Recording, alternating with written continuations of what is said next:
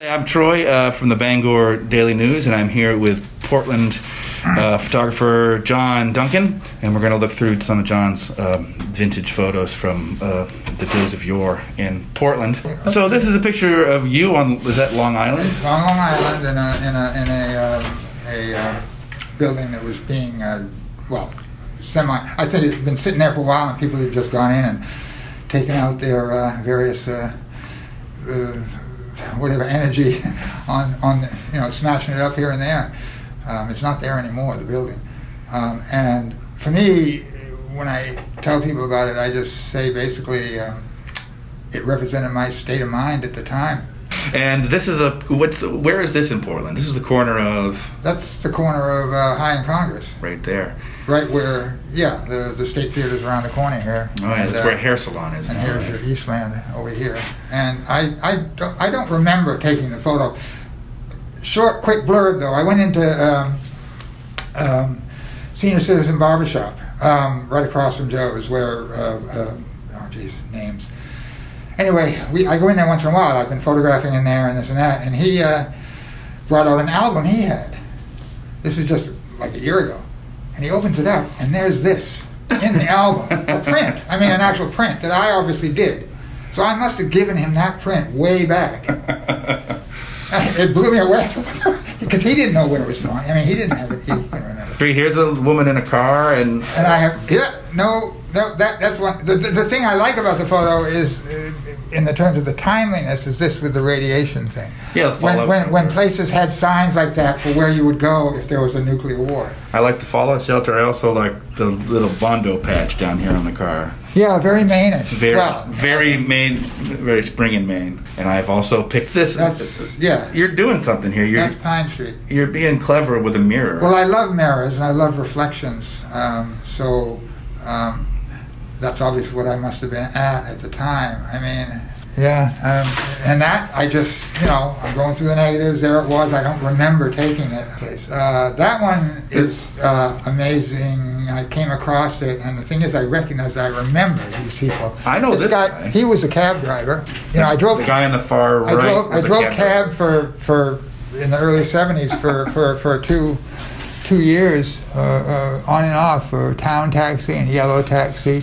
And people have put a lot of comments about this that knew some of these people, but I do recognize with the cab driver. And I remember this blind fellow playing accordion. He played at the Freiburg Fair for years and years. Really? From 1969 until he died a few years ago. I recognized him immediately. This was a McDonald's on Congress Street? Yes. Yeah.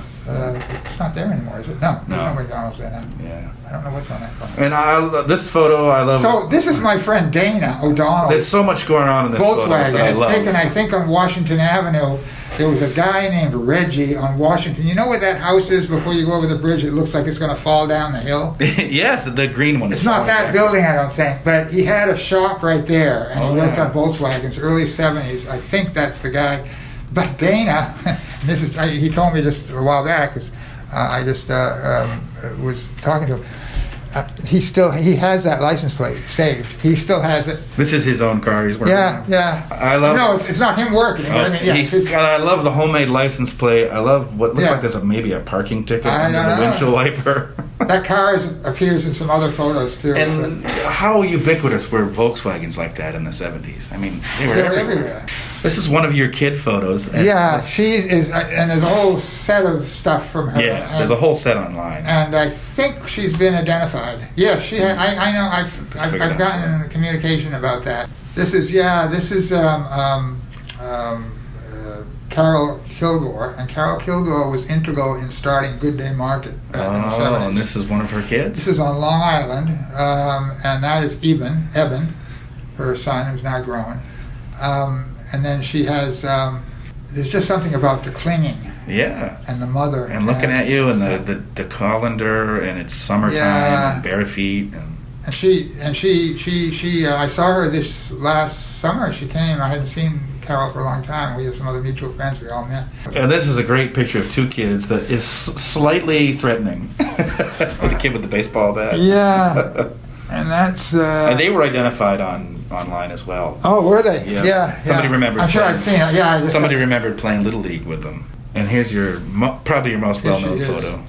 And her, the girl with the freckles, and you've connected with her. I have her name, and I just you don't have to tell me right now. No, but yeah, in adult life, you found her, and I found her, and connected in a pretty major way, right? In a major way with the history of her family and her children. And then you have a whole bunch of pictures. This is Beth Blood playing guitar in a secondhand clothing. It's either store. in Erebus or in a store called Sunshine Surplus and Salvage. It was two kind of used clothing boutique kind of stores. I mean, she had her own place, Suits Me on Pleasant Avenue. That's I remember that for a long she had time. last. And yeah, she's a great folk singer, guitar player, and then punk rocker. This is pre-punk rock. This is before she got into the punk thing. This looks like my childhood here with that Afghan square thing. I know. And we had that same. If that carpet was green, then we had it in my living room when I was a kid. Yeah, and her and Dana would sit and jam and stuff. They were together kind of for a while. So that's this is. Love that photo. That just looks like a great day, whatever was going on that day. Yeah, it was. And there's more musicians. This is over in the park. Deering Oaks. We can, I guess, pretty much date it by the cars, but it's 70s. Early mid. Yeah. Where people hung out in the park strumming their guitars. Yeah. And Sandy. You've got a whole series of. I put in a little series of these photos. Sandy has bright red hair. So first of all, you have to imagine. I know. I have some pictures of her with the color, but her hair is strikingly red, and she grew up in South Portland. Her name's Sandy Bovine. I tried to track her. Well, I did track down her brother or brother-in-law or something, but I haven't really got to know where she is. So she was living in an apartment. She was together with a friend of mine. Sandy and I hitchhiked all the way to California together, across Canada and down into San Francisco. I guess she's out there. And you'd like to connect with her if you could then. Oh yeah, it'd be interesting to know what's happened to her. Roger and Roger Sabin was kind of a mainstay at that time. He worked at the Pizzavilla for 25 years, and then he was married at that time to Jean Keller, who's at the time her name was Sam. People called her Sam. They were married for a very short time. Roger was an amazing guy. Every 4th of July, I would come to his door at 6 a.m. with a case of cheap Valentine ale, and we'd start our 4th of July together that way, and we'd end it, hopefully if we were still, halfway alive by the time the fireworks came on. We just, drank all day and stuff. And then I would call him always religiously every 4th of July, no matter where I was in the world. And now I do call his sister every 4th of July. He has a sister. So, yeah, he was a special guy. Everybody loved him. Is this somebody you know? No, just got it down.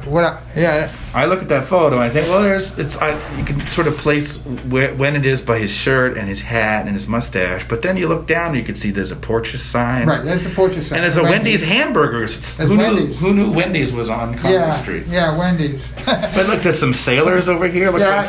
Foreign sailors or something in town. And then Portland at this time had 2 or 3 all-night clubs down on Preble Street. So when the bars closed, people could go there, bring their own, stuff, and they'd have the mixers. And I love this. This is the park, and it's just down the blind school is. It's just down the road from the Iris Network. That's a classic. That's as good as any street photography I've seen, anywhere in the world. It's a great character study. It's a great placement. Love that photo.